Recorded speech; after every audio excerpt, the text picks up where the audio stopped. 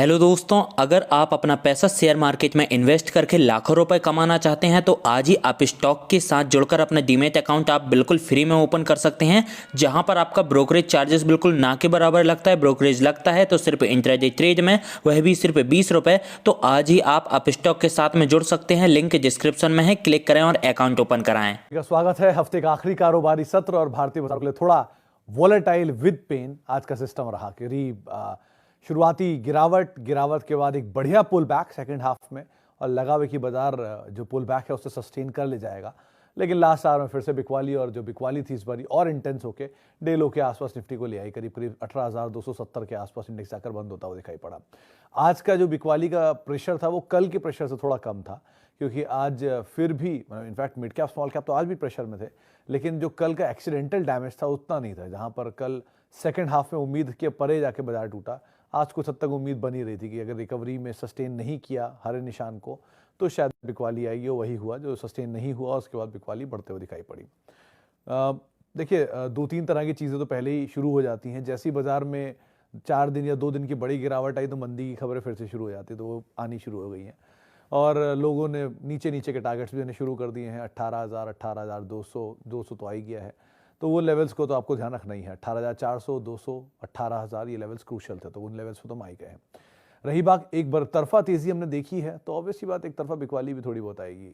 Nifty bank record स्तरों पर है, लगातार 8 दिन तक चला है, तो कोई भी चीज़ जो इतने दिन तक चलेगी तो कहीं ना कहीं तो हल्की होगी, तो हल्की हो भी रही है। रही बात मिड कैप स्मॉल कैप में, अभी भी उतना कोई गेन नहीं है। इस पूरे साल में मिड कैप इंडेक्स अब तक YTD 11% नीचे है, मतलब रिटर्न वाइज 11% नीचे है, और स्मॉल कैप माफ कीजिए 11% नीचे, और मिड कैप भी करीब करीब 2 से 3% नीचे चल रहा है YTD। तो अगर इतना कोई बड़ा गेन वहाँ आया ही नहीं है तो खोने के लिए ऑलरेडी है भी क्या। फ्रंट लाइन इंडेक्स में गेन है तो वो कुछ हद तक गिव अप होगा। लास्ट ईयर एडजस्टमेंट है, NAVs एडजस्ट होती हैं तो उसका भी इम्पैक्ट है। सेंटा रैली आएगी और उसका भी इम्पैक्ट आ सकता है गोइंग फॉरवर्ड। बट कुछ ब्रोकरेज हाउसेज या कुछ जो बिहाइंड द सीन या स्ट्रीट्स पे होता है, हर्ड ऑन द स्ट्रीट, वो अभी भी कह रहे हैं कि 19,000 शायद आता वो दिखाई पड़े, इस महीने के एंड तक ही आता। तो ये बाजार में जो भी बिकवाली है वो हेल्दी करेक्शन के नाम पे आप इसे काउंट कर सकते हैं। सो दोनों तरह की चीज़ें हो सकता है, कुछ हेल्दी करेक्शन का इम्पैक्ट भी रहे और अदरवाइज भी। तो बहुत सारे जानकार इंडेक्स को अवॉइड करने की बात कर रहे हैं। स्टॉक स्पेसिफिक नज़र रखिए, अच्छे स्टॉक नीचे मिलते जाएं, उनको ऐड करते रहिए। जो स्टॉक में आपका पैसा बन रहा है सडन मूव के बाद, बैंक्स, NBFC में, वहाँ थोड़ा थोड़ा पैसा ले लेना ज़्यादा लॉजिकल है। सवाल जवाब का सिलसिला सीधे शुरू करता हूँ और कुछ दर्शकों सवालों को शामिल कर लेता हूँ। सबसे पहला सवाल जो मेरे पास आया है,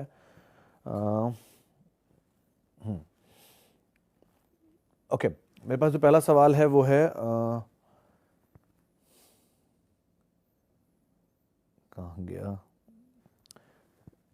sir, sector of industrial manufacturing, capital goods, infrastructure, please suggest some mid cap stocks. Alpesh ji, देखिए, कैपिटल गुड्स में मतलब अगर आप मुझसे पूछेंगे तो हमेशा मैं लीडर का साथ देता हूँ, क्योंकि पैसे खोने की गुंजाइश वहाँ कम होती है। पाने की गुंजाइश भी कम होती है, लेकिन खोने की गुंजाइश भी कम होती है। और दूसरा, आपके पैसे फंसते नहीं हैं। मान लीजिए L&T जैसे सबसे बड़ा प्लेयर है, 100 साल के आसपास की उसकी हिस्ट्री है, और कल परसों में जब वो डू यू नो बनाता हूँ मैं इन लोगों के, तब आई रियलाइज़ कि how big, how best they are. India में या वर्ल्ड की जो लार्जेस्ट कोई भी आपको चीज़ याद आ रही है, monstera stadium, statue of unity, Dhaka metro, जैसे कई बड़े नाम जो आपके जहन में भी आ रहे हैं, वो सब L&T ने बनाए। तो इस तरह का मेगा स्ट्रक्चर क्रिएट करने वाली कंपनी हमेशा एक आपके पोर्टफोलियो में होना चाहिए। तो पहला तो नाम यही हो गया। अब आती है बात दूसरी कंपनियों की, तो HCC ऐसी कंपनियों ने भी इंजीनियरिंग मावल क्रिएट किए हैं। मिसाल के तौर पे J&K टनल या मुंबई सी लिंक जैसे नाम भी उनके पास है, बट वहाँ डेट को लेकर इशू है।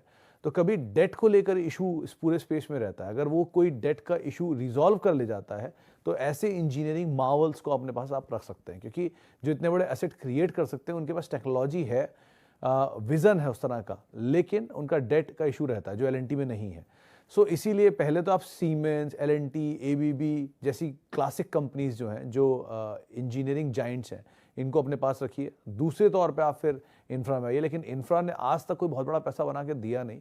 सो बेटर यही है कि इंफ्रा को आप मोमेंटम के लिए चेस करिए, पोर्टफोलियो का स्टॉक मत बनाइए। पोर्टफोलियो स्टॉक बनाने का मतलब है कि फिर आप उन्हें 20-20 साल तक लेके बैठे रहेंगे। जैसे HCC ऐसे स्टॉक आज 20 रुपये आ गया है या 22 रुपये आ गया है, लेकिन बहुत कम लोग ये बात जानते हैं कि 2007-8 में वो 30 से 35 रुपये होता था जब लवासा केस हुआ था, और उससे पहले वो 200 रुपये भी हुआ है।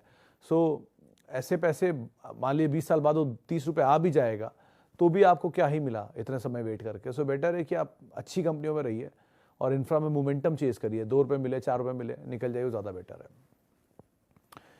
Sumit ji, GMM Pfaudler, reliable company to invest in this second time OFS or block deal are happening at such big discount. Why Raymond is on fire?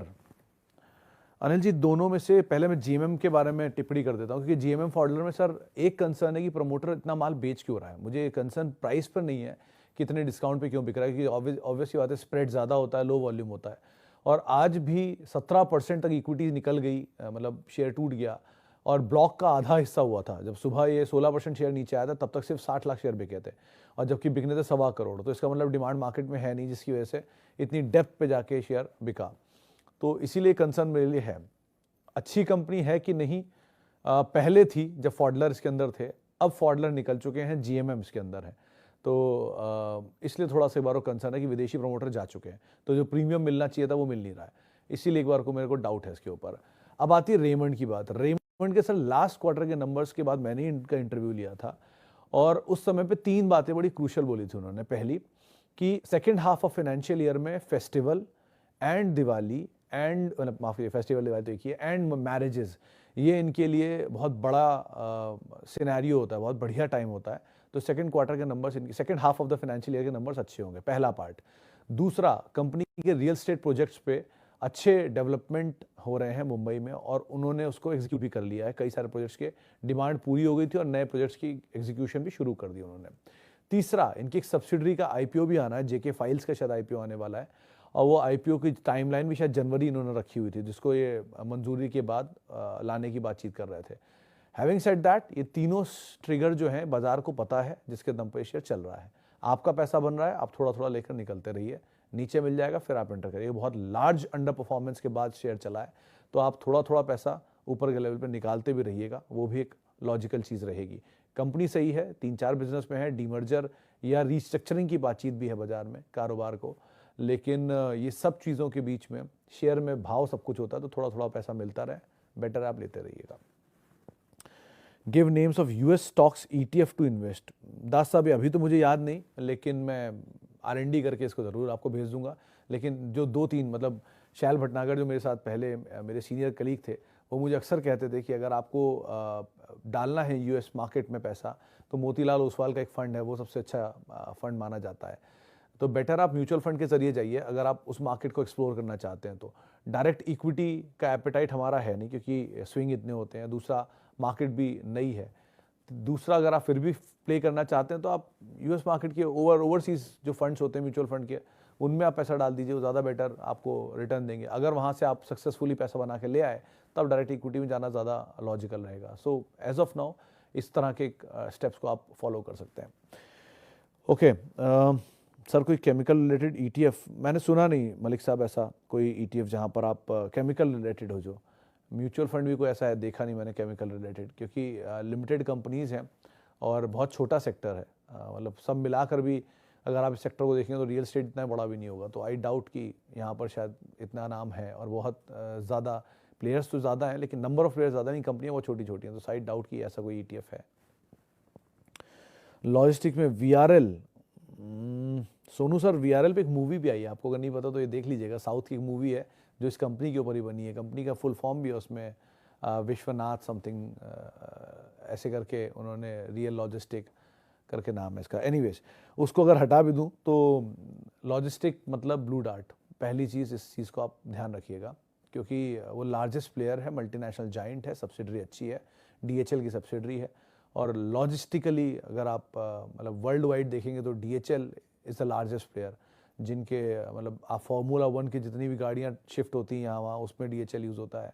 जैगवार्स की जितनी यहाँ वहाँ लॉजिस्टिकल होते हैं वो भी DHL की तरफ से होता है। और इंडिया में ब्लू डार्ट का डोमिनेंस है। डिलीवरी, VRL, गति एक बार को ठीक कंपनी है, बट उसमें बाकी इश्यूज चल रहे हैं।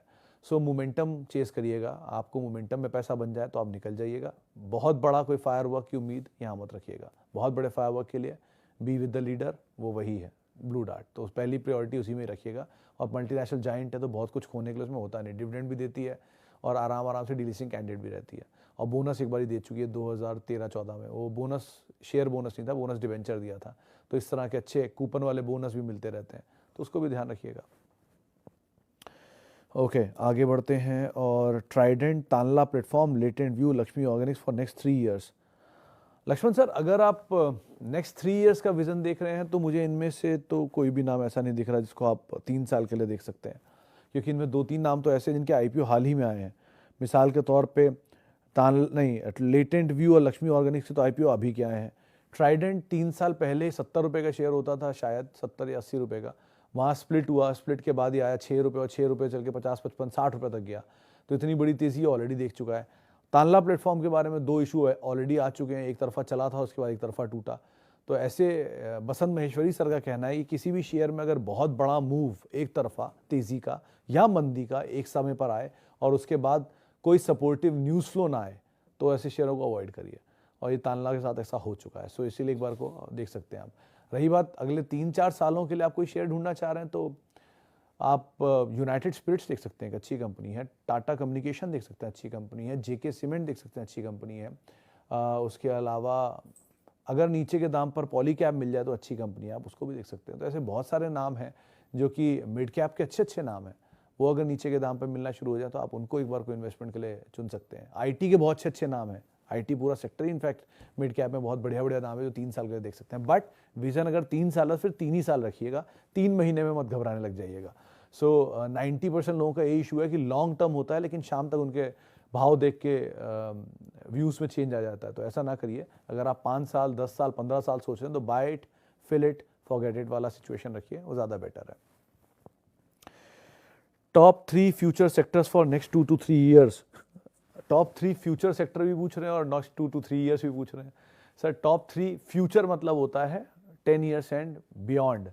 लेकिन एक चीज़ आपने सही भी पूछी है कि 3 साल के अंदर आपको रिव्यू करने की ज़रूरत ज़रूर रहती है। तो सर, मेरी सीमित जानकारी या लिमिटेड अंडरस्टैंडिंग ये कहती है कि अगर आप पैसा डालना चाहते हैं तो 3 ही चीज़ों में डालिए। पहला आपका रहेगा कंजम्पशन डिस्क्रिशनरी डिमांड, जिसमें आपके QSR के सिलेक्टेड स्टॉक्स और लिकर आता है उसमें, क्योंकि डिमांड आपको पता ही है किस तरह की आ रही है। 140 करोड़ की आबादी और मासिव कंजम्पशन की तरफ वो बढ़ चुकी है। और जो गांव, शहरों से गांव की तरफ QSR जा रहे हैं और गांव से टियर 2, टियर 3 मतलब जा रहे हैं, और फिर वो धीरे धीरे गांव में जा रहे हैं, तो वो जैसे जैसे एक्सपैंड कर रहे हैं वो डिमांड बहुत स्ट्रांग रहने वाली है। सो 140 करोड़ की आबादी, खपत के नाम पे इतना बड़ा, आप अंदाज़ा लगा लीजिए कि जुबिलेंट की सबसे बड़ी, सेकंड लार्जेस्ट मार्केट इंडिया है। First is US 6000 store, second is India 1700 store. तो अभी भी सेकंड लार्जेस्ट होने के बावजूद भी US से 1/3 कम है हम। तो उस तरह की डिमांड अभी आनी बाकी है। तो ऐसे QSR की क्वालिटी कंपनियां एंड लिकर की क्वालिटी कंपनियों के साथ आप जा सकते हैं। Second is pharma and hospital. Obviously बात है, इतनी खपत के बाद जाएगा कहाँ आदमी। वेस्ट साइज 24 होता था एक ज़माने में, एवरेज वो 28 हुआ और आज वो 34 हो चुका है। और घटाना is very difficult, I know bye my self कि कितना मुश्किल है वेस्ट को घटाना। सेकेंड, जो लाइफस्टाइल डिजीज़ हैं, मतलब सॉरी टू से दैट, लेकिन वो बहुत सारे रेगुलर डिजीज़ बन चुके हैं। शुगर, BP, एक टाइम पे ये अलग कुछ लोगों को होता था, अब ये बेसिक है, 30 के ऊपर सबको ही होना शुरू हो रहा है। और वो जो एवरेज एज है वो भी अब धीरे धीरे घट रही है। तो ये हॉस्पिटल्स, नॉट पैथ लैब्स, क्योंकि वो हॉस्पिटल के साथ ही जा रहे हैं और वहाँ पे सरकार एक्टिव हो रही है, तो उनको अवॉइड कर सकते हैं। But pharma companies, quality pharma companies, quality hospitals. And third is insurance, क्योंकि it's very difficult in India to achieve your medical expenses, बहुत महंगे हैं। तो उसके लिए हेल्थ इंश्योरेंस या इंश्योरेंस बेसिकली, क्योंकि पेनिट्रेशन 4% है, अगर वो 6%, 8%, 10% ही पहुँचता है तो सिचुएशन कुछ और होगी। ये एक बार हो सकता है। एंड कंजम्पशन में आप सीमेंट को भी शामिल कर सकते हैं। कंजम्पशन में India is the largest cement consumer, second largest cement consumer in the world. तो ऐसी सीमेंट कंजम्पशन भी रहेगी। तो ऐसे कुछ अच्छे नाम, कुछ अच्छे सेक्टर जिनको आप देख सकते हैं। बाकी IT एंड बैंक्स तो हमेशा ही रहते हैं, क्योंकि वो कभी बदलेंगे नहीं। IT की ज़रूरत भी पड़ेगी और बैंक की भी। बट सभी सेक्टरों में you have to be very choosy और पिक अकॉर्डिंगली करना होगा। Quality management, quality product, quality history बहुत ज़रूरी है। क्वालिटी हिस्ट्री इसको कोई नहीं ध्यान रखता, जिसके लिए मैं डू यू नो बनाता हूँ, वो क्वालिटी हिस्ट्री आपको ज़रूर जाननी चाहिए, क्योंकि किस टफ टाइम में कैसे कंपनी को वो निकाल के लाए हैं वो अच्छे प्रमोटर की ही निशानी होती है। तो हिस्ट्री बहुत ज़रूरी है किसी भी कंपनी के साथ होनी, तभी उसका फ्यूचर आप देख पाएंगे। होता है ना, गाड़ी का बैक मिरर से देख कर ही आप आगे गाड़ी चला सकते हैं, तो वो ज़रूरी होता है देखना, तो उसका भी ज़रूर ध्यान रखिएगा। Okay, yes bank 1,00,000 share eight 21.50, इतनी बड़ी पोजीशन 1,00,000 शेयरों की क्यों खरीद लिया आपने, और वो भी इतना सारे बार लिख दिया आनंद जी। एनीवेज आनंद जी, 21 रुपये पे आपने यस बैंक के 1,00,000 शेयर खरीद लिए। ये चल भी सकता है, 2-4 रुपया चल जाएगा, 5 रुपये चल भी जाएगा, लेकिन एक चीज़ का ध्यान रखिएगा, मार्च 2023 में जो लॉजिकल है कि 75% of yes bank equity release होगी। यस बैंक में 3 साल का लॉक इन, अगर आपको नहीं पता मैं अभी बता देता हूँ। जब इसको एसबीआई ने खरीदा था 3 साल के लिए लॉक इन डाल दिया था कि जिनके पास वो शेयर थे वो बेच नहीं सकते थे। उस समय का लॉक इन वाला यस बैंक का लॉक इन खुलेगा मार्च 2023 में। तो जब वो लॉक इन खुलेगा तब वो शेयर्स आएंगे मार्केट में, क्योंकि जिनको इतने समय से मौका नहीं मिला बेचने का वो बेचेंगे। कुछ का भाव 21 रुपये पे आया होगा, कुछ का 15 रुपये, कुछ का 17 रुपये, जो भी भाव होगा उस टाइम पर, तो वो लॉक इन खुलेगा तो सप्लाई आएगी, लेकिन वो मार्च 2023 तक है। अभी भी वहां तक आने में आपको 3 महीने बाकी हैं। तो ओवरहैंग शुरू हो जाएगा 1 महीना पहले से, उससे पहले बजट है, तो और बैंकिंग की रैली भी है, तो इस रैली को यूज़ करिए और पैसा बनता रहे तो आप थोड़ा थोड़ा निकलते रहिए। 1,00,000 शेयरों की पोजीशन 21 लाख का माल है, इससे बेटर आप बीट एंड डाउन स्टॉक्स में चले जाइए जो अभी भी बीट एंड डाउन है, तो ज़्यादा बेटर है, इंस्टेड ऑफ यस बैंक जैसे मोमेंटम स्टॉक में जो ऑलरेडी तेजी में है। छोटा दाम देख के मत जाइए, वजह है जिसकी वजह से यस बैंक छोटा हुआ है। 400 रुपये का शेयर 21 रुपये पे ऐसे ही नहीं हुआ है, कुछ वजह से हुआ है, उसको आप ध्यान रखिएगा। ओके, वीआरएल पे हम बात कर चुके हैं। कैम्स एंड तत्वचिंतन, सर दोनों के केस में ही, मतलब सुमित जी कैम्स तो आप होल्ड कर सकते हैं, तत्वचिंतन भी आप होल्ड कर सकते हैं वैसे तो, बट दोनों ही केस में आपको नंबर्स को क्रूशियली रिव्यू करते रहना होगा क्वार्टर बाय क्वार्टर, क्योंकि दोनों की बहुत पुरानी हिस्ट्री है नहीं।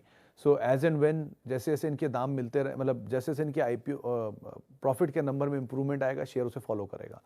सो तत्वचिंतन ज़्यादा बेटर साउंड कर रहा है मुझे कैप से कंपैरिजन में, तो आप अकॉर्डिंगली कॉल लीजिएगा। नई एवरेज अभी नहीं, अनटिल अनलेस बहुत मासिवली फॉल ना हो और कोई नेगेटिवली न्यूज़ फ्लो की वजह से फॉल ना हो। ट्रेडिशनल सेक्टर का एक हिस्सा ज़रूर रखिएगा अपने पोर्टफोलियो में इनके अलावा। Why Polycap down 8%? Any bad news for Polycap? Should I invest at these levels? My average is 2155 and CMP 2700. So sir news flows तो नहीं, लेकिन 2 दिन में, हाँ ये 2 दिन की बड़े मूव के बाद में आज प्रॉफिट टेकिंग आई है, तो कॉल आपको उसके अकॉर्डिंग लेनी पड़ेगी, अभी नहीं, एटलीस्ट वेट एंड वॉच, वो ज़्यादा बेटर मोड रहेगा, जिसके बाद आप यहाँ पर कोई कॉल ले सकते हैं। चलिए फिलहाल इतने सवालों को मैं शामिल करूंगा, माफ़ी बहुत सारे लोगों से जिनसे आज हम बातचीत नहीं कर पाए, और बहुत बहुत शुक्रिया उन सभी लोगों का जिन्होंने हमसे सवाल पूछे। आपसे मुलाकात होगी सोमवार को, तब तक के लिए @सुमित रिसर्च मेरा ट्विटर हैंडल है। किसी भी निवेश से पहले अपने वित्तीय सलाहकार की राय जरूर ले लें। शुक्रिया।